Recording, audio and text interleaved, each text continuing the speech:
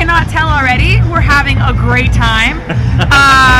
We're just having a nice little fireside chat here outside the brew house while a raver is going on inside. It's amazing. So if we're a little bit echoey or you're having a little bit of a hard time hearing us, just bear with us. We're still going to deliver all of the content that you need for tonight's show. What she said. Yeah. So, once again, if you have the ability to come down, I know it's live streaming right now, but if you have the ability to come down and see us live, you are entered into the chance to win 2 tickets to the game tomorrow. Isn't that insane? 2 tickets. That's incredible. But yes, if not, please comment on the chat inside and let us know your thoughts, your comments. Add us on Twitter at The Run Up Show, and we'll try to get to everybody's comments and questions during the show. Okay, so what I was trying to do was show the actual Twitter account right here. I'm doing it on my Android phone. See, right here. That's where we are on Twitter. So it is at The Run Up Show. I don't think caps matter when you're doing tweets, does it? When you're it doesn't. No. Okay, so then The Run Up Show. This is educational for both of us. Hey. I'm learning what he doesn't know about Twitter, and he's learning about Twitter. I'm just learning, period. That's just how it is. So, once again, if you're on your way down here to the brew house, we are outside because the fireside chat is up and running. We'll be here for the next hour. Questions about coming up, the matchup with you and 70,000 of your closest friends. Full house. Full house, guys. So I am so excited. Yep. So, all right. So let's get into the brunt of it. And as I was talking to John a little earlier today, and we both agreed, it's the Goliath in the room, right? It's the really big thing that everyone's been talking about since it happened. Joseph Martinez down with an ACL tear in his knee. We don't know the extent of the damage yet. I don't believe that we'll know the extent of the damage yet until Atlanta United is ready to release that, and as well as ready to release some bit of a timeline. But it's a little bit of a shock to our system. It is, and when the individual that everyone is part of the deal, where everyone throws all of their love and support, when he is El Rey. El Rey, right. And when you've seen how Joseph has completely and totally just opened his arms to Atlanta United fans, the fans have done the same thing in all of his time here. And the one thing that I want to discuss first is, in all honesty, the support that the fans and the supporters groups gave to Joseph. Our king has fallen, but we will not. And all of the support and all of that kind of stuff. Shout out to all of the 7 teams who were part of all of that discussion. And I thought it was just really cool to have Joseph's back in this case. Yeah. It's such a hard thing as a player to go down with any injury, right? But when it's an injury that's like this, that you don't know the magnitude, you don't know whether it's going to be 6 months, you don't know whether it's going to be 12 months, you don't know whether it's going to be more than 12 months. As a player, sitting there trying to realize that your fate right now is not in your hands is a little nerve-wracking, and it's a really hard thing for somebody to go through, especially somebody who literally got right back up after he tore his ACL to try to get back on the field. That shows you the grit and the determination of Joseph Martinez, and I mean, I think we're really going to miss that on the field, that leadership on the field. Well, and this was something that also came up on Soccer Down Here as a suggestion. And the instant that this can happen at Mercedes-Benz Stadium, please let this happen. But Joseph, and we kind of structured this almost in a pro wrestling kind of a way. So Joseph comes out as a part of the procession. Yeah. Hear me out here. He comes out as a part of the processional, he's on crutches or whatever. Right. The second he gets out onto the pitch, what he does is he takes the crutches, throws them out, walks over, he just throws them off to the side, then goes and drives the golden spike in. Wait, what? You can't. You would have to walk all the way across the field, up the stairs, and then drive the golden spike in. No. He comes out like that side entrance. like as the players are going out the players' entrance. Yes. The person who drives in the Golden Spike usually comes out that side. They come up the capo stand. Yeah, they come out the side entrance and they go up the capo stand. But big presentation, the players come out and all that kind of stuff. Joseph comes out the side, comes up the capo stand, or before he comes up the capo stand, he's on crutches, takes the crutches, throws them out, and then just walks up the capo stand, drives on the Golden Spike. Like the roof wouldn't come off the building anyway. I think the roof would come off the building if Joseph just did the spike in general. I don't think it necessarily. I mean, I understand the thank you, the fanfare of what you're trying to do, but just I mean, have a little fun with it. But understand, when this can happen, let Joseph drive the Golden Spike. I think no, they're not. No, Joe, the wind is not helping the audio. We're trying to keep the lights up. We're trying to keep the lights up. We're trying to project so you guys can hear us. We're trying to. Are these mics? Can they hear us also, or should I actually hold the mic?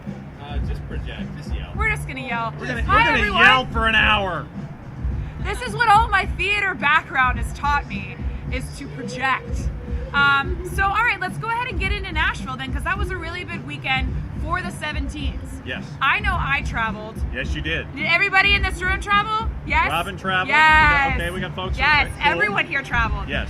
And I think that was very obvious when we listened to the national anthem and you heard the Stripes yelled out and you heard Night yelled out. Which I thought was amazing. I thought that was absolutely fantastic.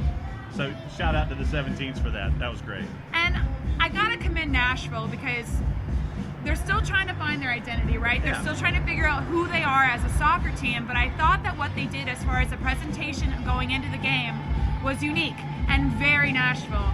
The guitar riff, I'm really interested to see who they get coming into that, because I know a lot of musicians that run through Nashville, and if we can get a good solid repertoire of musicians riffing on a guitar, I think that's something really special for them. And you think about what makes Atlanta. All of the elements of game day, everything the 17s do out in the Gulch, getting prepped and everything like that, everything during game week, the hanging out of flags on your front stoops in neighborhoods, and on a game day going inside Mercedes-Benz and having all of that, the pomp and circumstance that goes with that. To have Nashville try to be Nashville, I think that's the key here. Let Nashville SC figure out what they want to do on a game-by-game basis, but once again, going up 75 and up 24 and all of that, all of the stickers and the flags, it was great. And we were trying to figure out really percentages as Kelly eats her vegetables, as she should, keeping a balanced meal here. Oh, sorry, you want... It's a cucumber. Oh, okay. I thought that was a pierogi for a second. And I was going to say, yeah, way to go. But no, it's a fried cucumber or something. Okay, you can have that. But anyway, as she stays warm on a night like this, as she should. But all of the flags, all the support, the 17s at times out supported, if that you want to turn that into a word, Nashville. So shout out to the 17s who made the trip.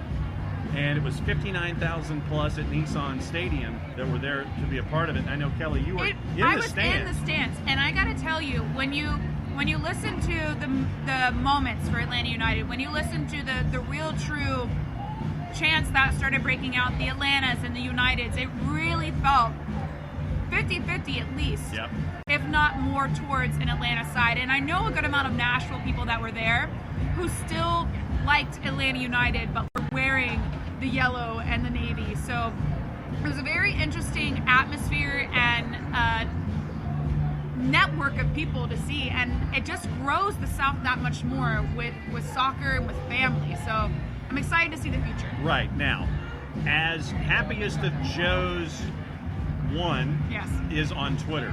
You can reach out to us in a bunch of different ways here on the show. You can reach out to us through Twitch, twitch.tv/soccerdownhere, if I remember my URLs correctly. At the Run Up Show on Twitter as well.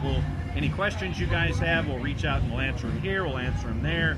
So we got that for the entire thing. Now, Joe, Happiest of Joe's, thought that one of the coolest moments was where the highlight with the local radio call got put on vinyl. I thought that's an excellent touch. I thought that was an excellent touch too. And my thing with that was when they did it, I was wondering if if it was like every goal, like sort of, Timber Joey does the log with Right. every goal. I thought maybe it was the radio call for every goal and then to get that record, and it's just somebody walking around with 30 records at the end of the year. That'd be great. Which would be great. But, I thought that was so unique and original, and I mean, everybody's got their own judgments of what they thought about that, but I mean, that was just so out of left field. And if you like vinyl, Yes. maybe you could be you could be one of the big goals. You could be David Accam and have a big stack of vinyl by the end Yes. of the year. But just not against Atlanta United. It's not, no. Well, I mean, that's the last time we play them this year because they're in the West. But then just not against Atlanta United. You Right. can have 30 goals all Right. you want. Just you got that one out of the way. So outside of the Joseph Martinez injury, I mean, we also had the injury with Franco Escobar. Right. That right now, we don't know about the severity of that injury. They said that's week to week. Yeah. So that's probably going to be the same thing that happened with Miles, just a little less intense of an injury. Yeah. So what were your thoughts? What were your takeaways from the match in Nashville? Well, you mentioned Franco Escobar, so let me go to the other half of that equation, and Lawrence White. Okay. Lawrence White gets put in at 45 minutes, and he goes in there, right back, solid right back. And what Jason and I have been able to see, in your time also up at the Fraction, Right. to look at Atlanta United too, the beautiful thing about that, and I would also encourage, Sunday afternoon, 3:30, sidebar. Sunday afternoon, 3:30 at the Fraction, Atlanta United 2 season premiere going up against Charleston Battery USL Championship. But you can see Miles Robinson Right. progress, Right. starting with Atlanta United 2. You can see George Campbell progress like we saw with Atlanta United 2. And we saw George Campbell in Birmingham and in the preseason have all that kind of activity. Lawrence White, Atlanta United 2, Yes. Atlanta United. And he stepped into it. He stepped into the fray. I'm glad I finished my sentence. But Lawrence White comes in at 45 minutes, got the pep talks from Brad Guzan, got the pep talks from all the guys. There was one instance that Jason and I talked about where Lawrence got passed on his right shoulder on the far Yeah. side, and there was a chance for Nashville. I think it was by David Accam at that point. But short of that, it was controlled, it was physical, it's what we're used to from Lawrence White. So to have the twos, you have that purpose of stepping in You do. when you're called. And I thought that Lawrence White did really well stepping in for Franco Escobar at 45 minutes. Well, it shows with the development of Miles Robinson, right? So we spent a lot of time in the twos developing, and we knew eventually he would be a first-team starter. He showed that obviously last year with the incredible year that he had, and he was in contention for being Defender of the Year. With Lawrence White, it's another one of those things. It's just a result of the good work that's being done at the Action at the Fraction, at the training grounds. I love that. It's the greatest name. But yeah, it's a testament to the hard work that's being done. But I also want to say a revelation this season so far has been our back line. It's missing a key piece in Miles Robinson, but you see people like Meza just feeling like he's been here since day one, just with how calm he is on the back line, how well he communicates with the team, how well he cleans up, and that's just something that we needed once we lost Parkey, and I feel like Meza's been a perfect slot in there. And then also Anton Walks having a incredible season. I mean, it's not like it's his standout. I mean, he was here before and he did very well when he was here the first season, but coming back, he just feels like a more mature player. 2 years away, leaves Atlanta United, goes back to England, spends time at Portsmouth, and was big for Pompey in the time that he was there as they were trying to gain promotion out of League Two and into League One. So we saw what Anton Walks was. Right.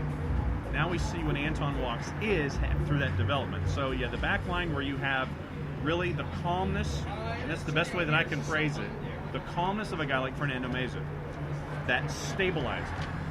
The stabilizing force that you have with someone like Meza. You have Lawrence White. We talked about that. Anton Walks being a part of it there too. So you have a lot of the healthiness that's there with all of these guys. And you know, we mentioned the back line. Right. And you mentioned with injuries, you have a Lawrence White step in. And with the midfield, just moving our way forward in the 11, that's why you have all of these guys. We saw Jake Mulroney, and we've seen Jake Mulroney continue to evolve. And I know this is a news flash for virtually no one out there. Jake Mulroney, Still fast. He's still fast. I don't know if there was ever a moment where it was like, oh, he stopped being fast. You know, like it just was a continuous thing. Yes. It's not a revelation, John. No, it's not. Okay, and Gustavo, first off, Gustavo loved the promo photo, by the way. Oh, yes. Gustavo, My happy face pointing a microphone at everyone else's. Yeah. Hear you. Hear you. Gustavo has reached out to us, and I'm going to show this, because he's watching from Argentina. Oh, okay, sweet. Yeah, so Gustavo... We're going coastal. Yeah, we're going international. Oh, so, yeah, that too. Yeah. I mean, it's on a coast. Yeah. It's over Yeah, down it's and over there, yeah. But Gustavo has reached out to us, watching from Argentina, listening from Argentina. He says, it's Friday night. I have to go with my friends, but I'm watching Kelly and John. I got crazy. Or I'm just too much of a fan of Atlanta United. Video in a small window, sound is difficult because you're talking in a disco. Maybe it's better to dance. I mean, we probably should have a dance break at some point. Gustavo, you don't want to see that, and the only person that's allowed to have a dance break is Kelly or Carmelo. Yeah, because you don't want to see him dance. No, you don't want to do that. Okay. Before we leave the Nashville game, there's one thing that we need to hit on. Sure. Emerson Hyndman, golazo. Goal of the week. Way to go, folks. And I legitimately thought Carlos Vela was going to win goal of the week because confirmed there was not actually a fan vote, right? There was a fan vote? Oh. And when the I guess I was a bad fan and I when the didn't vote. fans are in charge, we know who's going to win. When the fans are in charge of fan votes, we know who's going to win, right?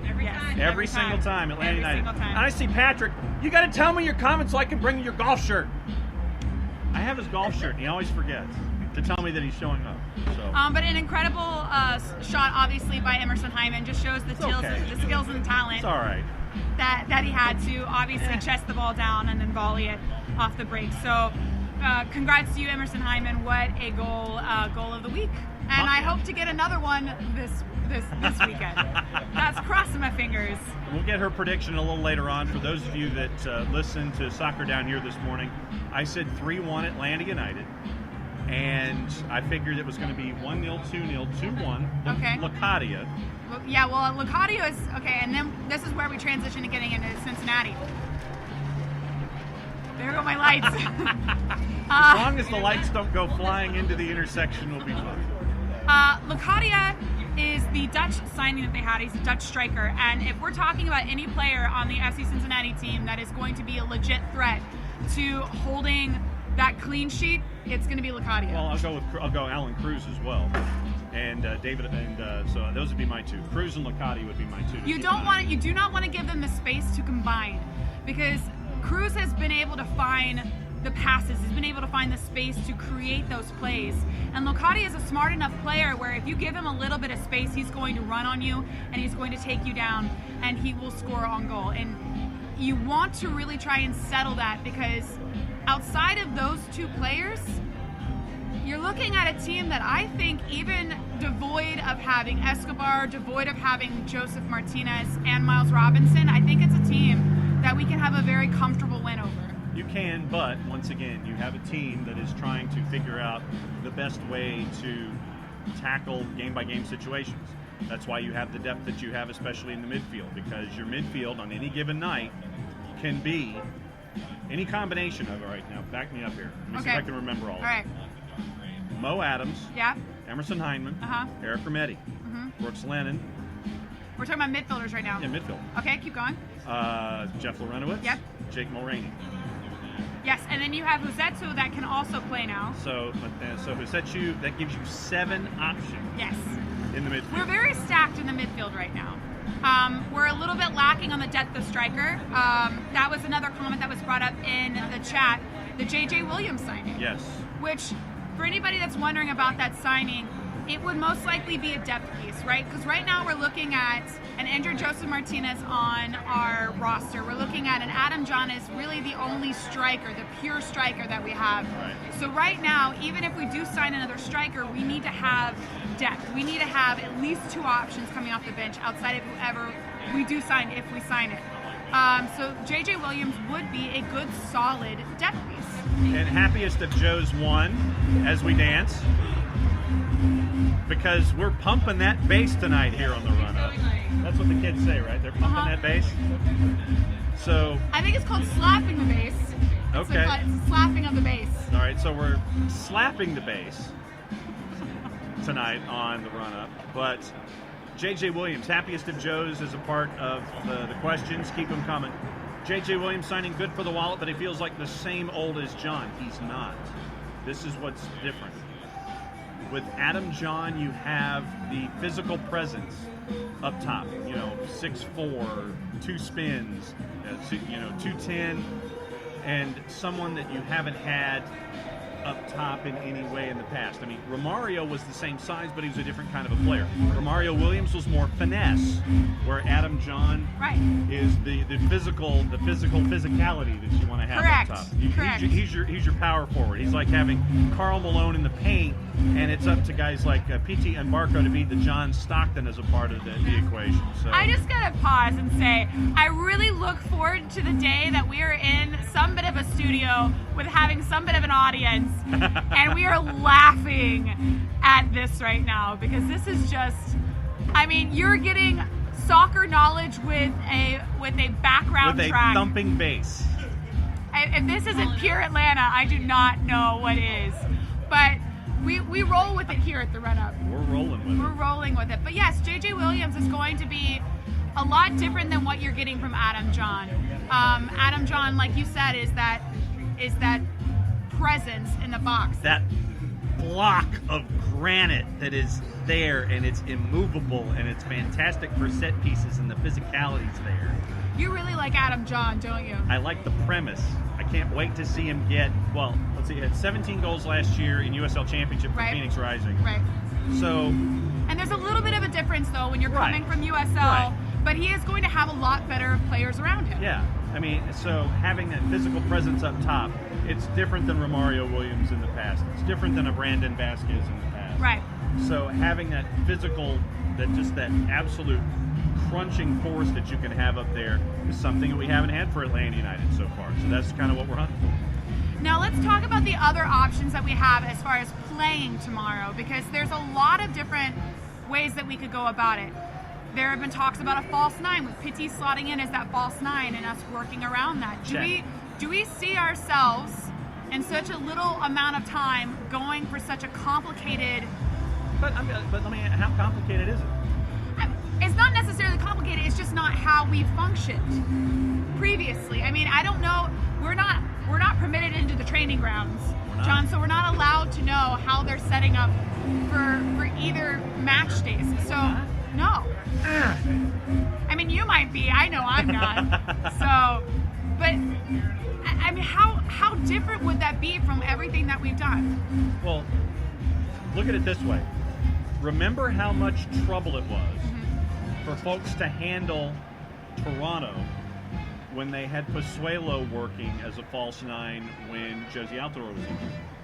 How difficult was it for Atlanta United to handle that kind of a presence? And it was tough at Mercedes-Benz, if you'll remember, to have Alejandro Pozuelo in that false 9 role. So that's what you're looking at here. And to have someone who is, as Felipe Cardenas of The Athletic refers to him as a diferente. A diferente. Diferente. He brings that spark to a team. Well, and at the same time, he's an artist. Right. He's a guy that colors outside the lines. He's not that guy that's going to sit there and say, okay, the coloring books when we were kids, you sit there and it's like, okay, it tells you the number that has to go with a specific crayon. Right. Pitti enjoys using the crayons, but he's not going to go by color by numbers. It's going to be how it is, and if he happens to color outside the box to create a picture that he wants to create, that's what you're going to get. To have that kind of diferente as a false 9, I give it the big check mark. To me, it's check. It works. Right. Now, looking at that sort of a false 9 narrative, how do we see Barco playing into that? How do we see Heinemann playing into that? How do we see... Match by match. Okay. And Joe's... the happiest of Joe says JJ 6'4". I just have, and I know that in some circles they're looking at JJ as Golden Boot in USL Championship. I just envision John as more of a physical presence than I do JJ. If JJ is physical and can translate that from USL Championship to MLS, then Love to see it as the addition to what we're seeing with Atlanta United. I just with what I've seen from Adam in the past. How about now?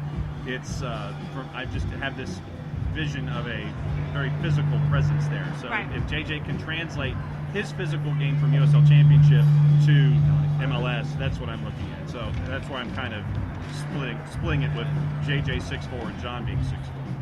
But Let's look at stats. but I know you're looking at the timeline for.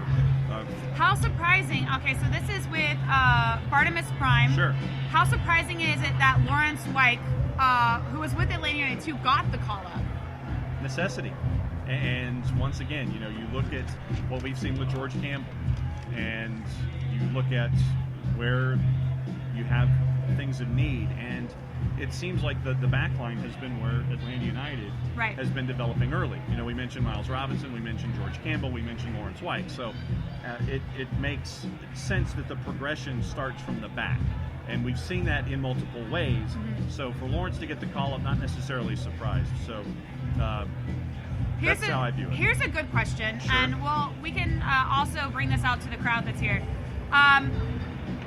With PKs that have normally come up and play, right? It's been a standard that Joseph Martinez takes most, if not all, our PKs. With Joseph being out, now who do we see as... Who's taking PKs now? Larry! They said Pity and Barco. Right, but are they going to share, or is one going to be more so dominant than the other? All right, so Patrick Cox says, let's see how Barco stands up to PT. We have PT and Barco, Robin and Patrick. We have a vote for Larry in the back. Okay, so you overruled yourself, basically. Oh, okay. Oh, we had a Larry in the back. Okay. Michelle Nunalab is in attendance this evening. Good to see you. I think that a person who should be taking free kicks should be Larry when it's to a certain distance. You don't think so? I don't know. I'm ready for some big red magic again. Marquito. Well, true. Yeah. Hashtag Big Red Magic. I think we'll start that up Big too. red magic. Hashtag Big Red Magic. But yeah, thanks for keep sending us the questions and the thoughts on Twitch. We'll answer them as we go here. And don't forget, if you haven't already, and I got to figure out how the lighting works here. So let me see if I can do this. And looking at our delay, don't forget to like Friend to be a part of the conversation on They'll Twitter. be able to see it live anyway. Okay, but I want don't folks worry to, about what's on this. No. I just wanted to make sure the framing was right. So like Friend, be a part of the conversation Yes, on the Run Up Show at on the Twitter. Run Up Show on Twitter. The Run Up Show. The Run Up Show. Let's talk a little bit about lineup expectations. I mean, I know we said we're going to have a vast array to... There'll be 11. Nope. I John, got her. you know what I'm referring to. So with Escobar out of the back line, do we see Jeff Lorenovitz coming in? Or I mean, this also goes into the way we set up in formation. Should I drop Jason in here? Yeah, All right, I'm going to drop Jason in here. Let's tag out. So, No, you're going to come in this way or what? I'm going to come back this way. Okay. Okay. Oh, see, Oh, gosh, you're gonna see, sit on the He's stove? going to block the fire is what he's going to do. He's going to block the I'm going to fireplace. be out of frame while I can eat. Oh, okay. So there you go. Well, Kelly, you can eat. It's not cold. It's Yeah, definitely you should not have cold. had that reheated. All right. So what do you think? About what? A possible starting 11. Flip a coin. That's it's a game by game thing now.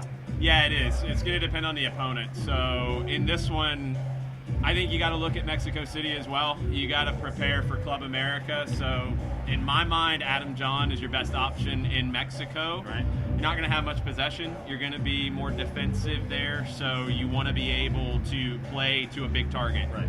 So Adam John makes the most sense on Wednesday. You'd like to get him some time with Pitti, with Barco, with Lennon, with if it's going to be Mulroney or if it's going to be Bello eventually. Bello's going to be on the bench on Saturday. You'd like to see John get some time with him. You need to do that here. And that's the thing is you've got 5 games in 15 days. You have to figure this out on the fly. You're not going to have a lot of training sessions. No. Because, I mean, let's get real and break this down on what you're looking at. So you play Saturday. You have a regen day on Sunday. Right. You are going to be flying late in the day on Monday after a training session. You're going to do a light training session at the Estadio Azteca on Tuesday. You're going to play on Wednesday. You're going to travel back on Thursday. You're going to have a walkthrough / region / who's upright and who's not tired day on Friday. Right. You're going to play next Saturday. Then you're going to do that all over again except for the travel day. And you're going to play Club America midweek. Then you are going to travel after that to go to Chicago. You're going to have like 2 maybe real training sessions in that time. Right. And you got to incorporate a new forward. You're going to be winging it, and you got to keep it simple. And we talked about it on stoppage time. I think ultimately Pity Martinez as a false 9 is something that can work. You're not going to have the training time to really do much with it.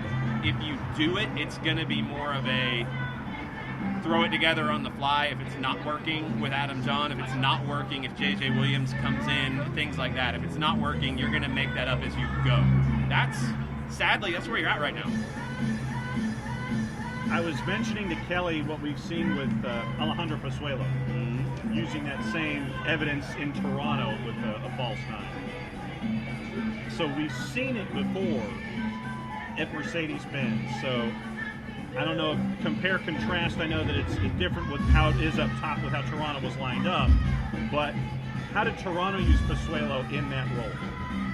Pretty typical. The difference is Toronto used it in a 4-2-3-1. Toronto didn't use it in a 3-4-3, and that's another question. If you're going to play false 9, do you shift it around a little bit and change the shape?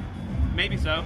You got to get everybody back, though. Like right now, it is literally, I've got 16 guys that have trained. I've got 16 guys that I know what they can do with this group.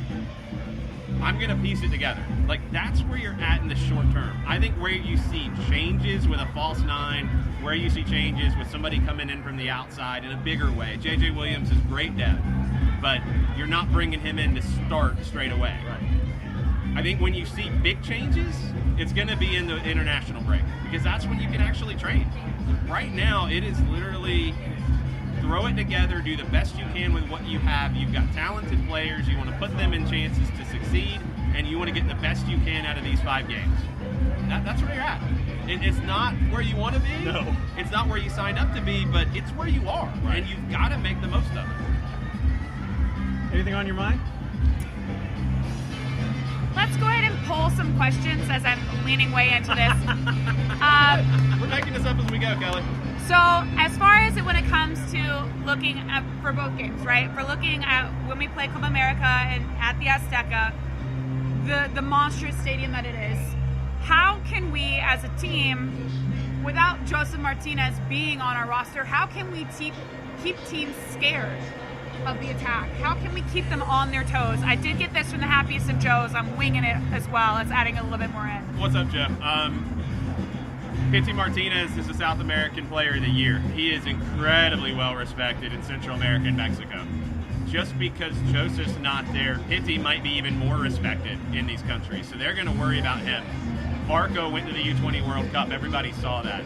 They're going to respect that. Where Mexico and the Mexican media, and Miguel Herrera is a little different because he's seen Atlanta, right? He's not going to come in and disrespect it. But where they might respect certain players more is those guys who've had success in South America. Because they might not look at MLS the way we do, but they're going to look at what Pizzi did with River. They're going to look at what Fernando Meza did with Necaxa in their league last year. They're going to look at what Barco did at the U20s and with Independiente in the Sudamericana before he got here. They're going to respect this team. And I think Club America's not in the greatest of spots right now. You've got a ton of injuries. They play tonight against Pumas.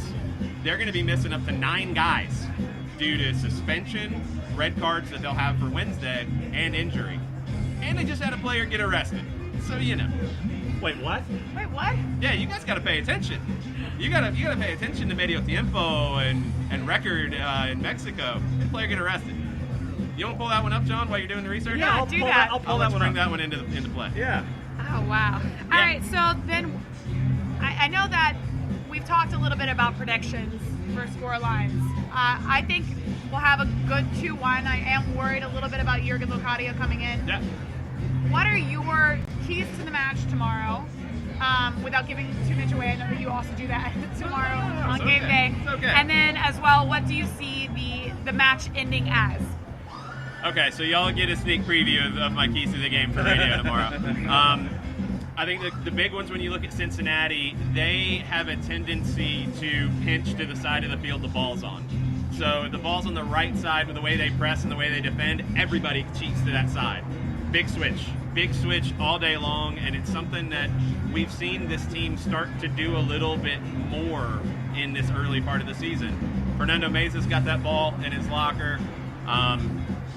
We've got players who can hit. Lawrence White hit multiple ones in Nashville. So you can hit that big switch and open the field up. Mulraney and Lennon have to stretch the field wide. If they stretch it wide, you play that big switch, you go with pace. Attack the left side of Cincinnati's setup. That's our right side. Greg Garza, we know Greg Garza. We know what he likes to do. He likes to go forward. He has Yuya Kubo in front of him, who is a forward playing left wing. Yuya Kubo does not want to defend. You want to make him defend. So Brooks Lennon really has to put that pressure on.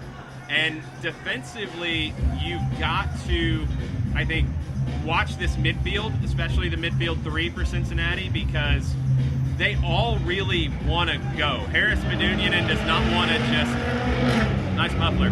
Harris Medunjanin doesn't just want to sit and defend. He wants to step out and go. He wants to get on the ball. Alan Cruz wants to go. Frankie Amaya is a converted number 10. You want to take advantage of that. They're all going to send numbers. They're going to flood your numbers. You have to be ready to defend, and that might mean Barco or Pitti dropping deep to help.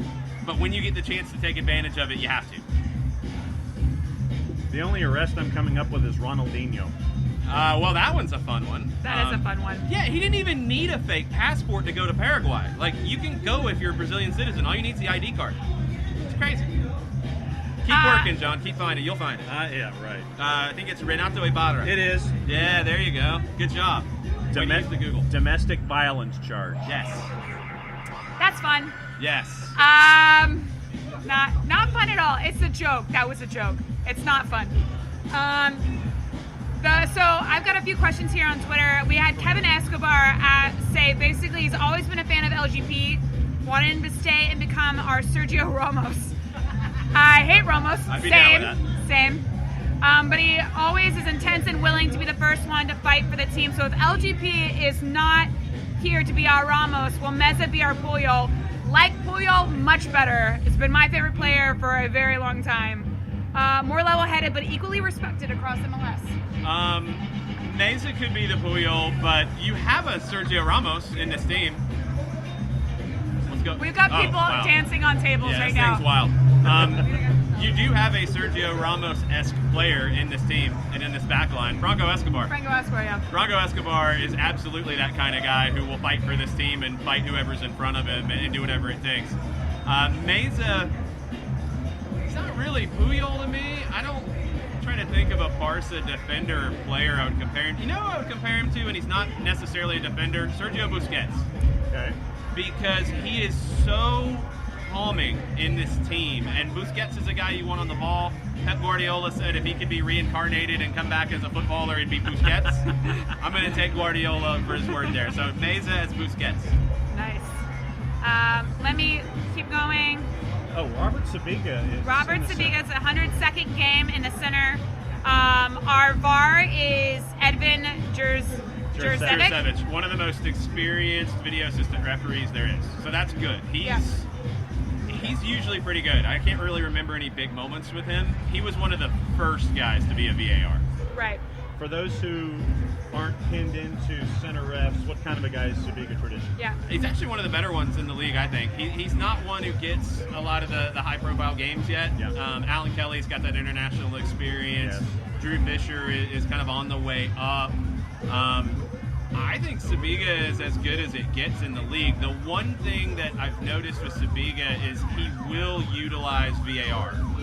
So he will use that not as a crutch, but it's a tool for him. And I think he uses it. Folks, Where are the players? does anybody have a question for Yell 'em tomorrow? out or shout 'em. Shout them out or come on up. Anybody want to know anything?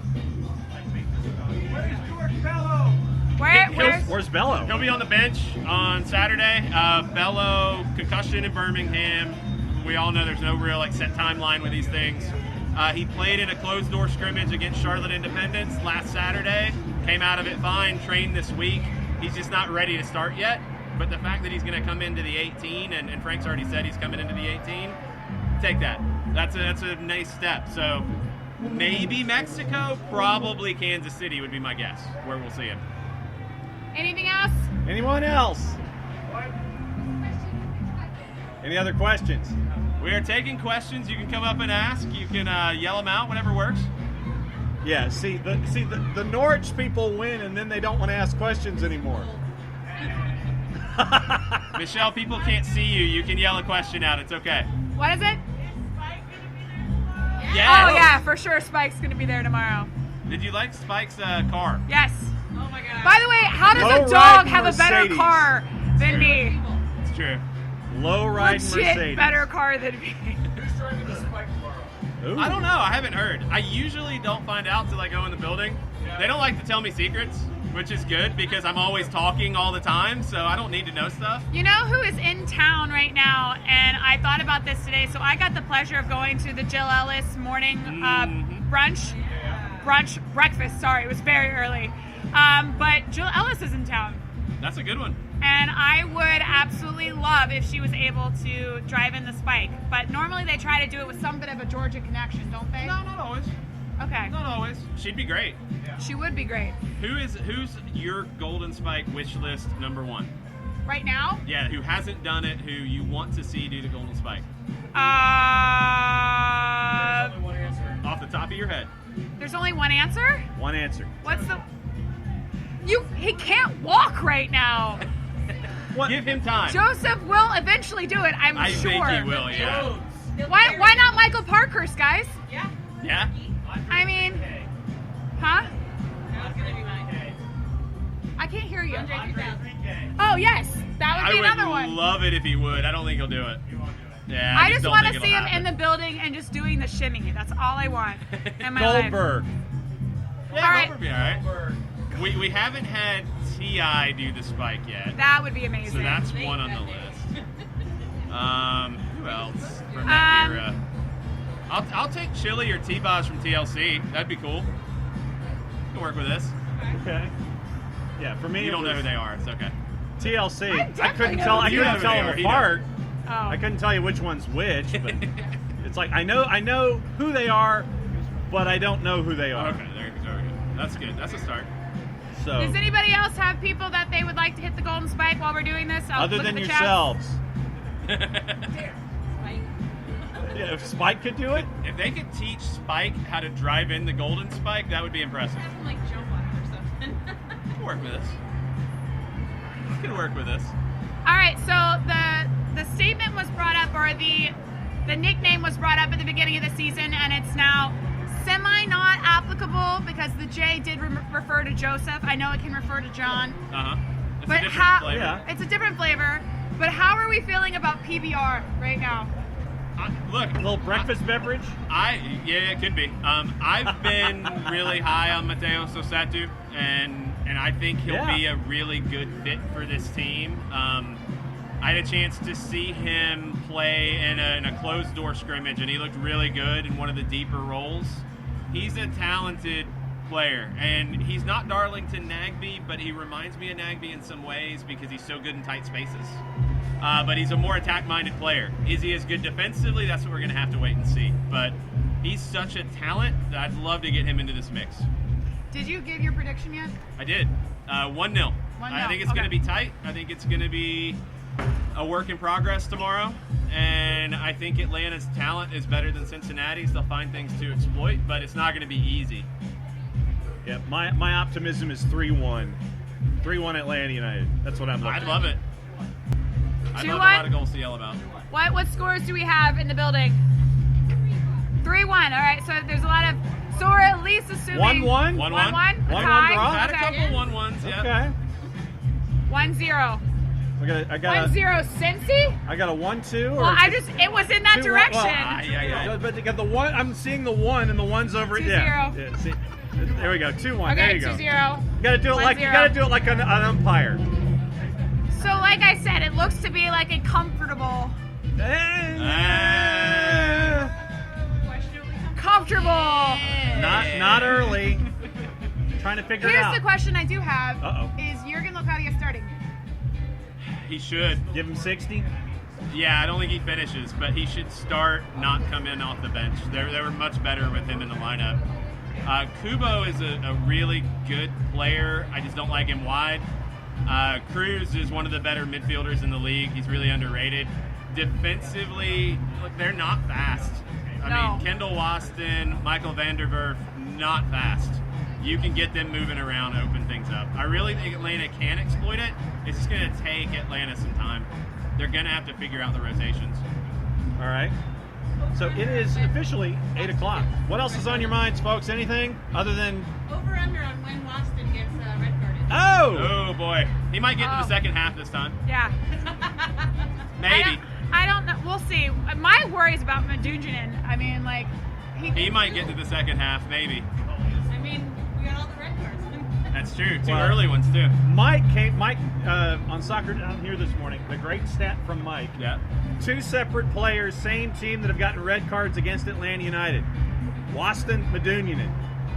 Now playing in Cincinnati together.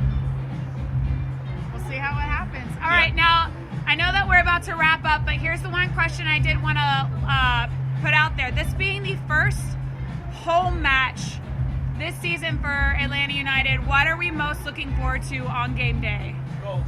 The Gulch? Gulch. Okay, same. Obviously. Oh, That is, the 7th let's minute, announce yes. that. So, in the 7th minute, during the game, there is going to be a Joseph Martinez chant started. So please, if you are in the game, carry that along with us. If you're not, carry it along anyway. Wherever you are, chant it. Follow along with everybody else. He can hear you. It's Joseph. He can definitely hear you. Oh, he'll be in the He building. has ears everywhere. Maybe. His ears are He'll be in the everywhere. building. Yeah, I don't know. Hidden away in a suite. Yeah. Probably. Not sure. I'm honestly Anybody not else? What are we most looking forward to for tomorrow? Meet everybody. Just seeing everybody again? Robin likes to see everybody. Brisket grilled cheese. Hey, Brisket grilled cheese. I need one of those. There's in the a booth. brisket grilled cheese? Yes. Oh. Have you never Where had have the you not brisket been? Where grilled have you cheese? been?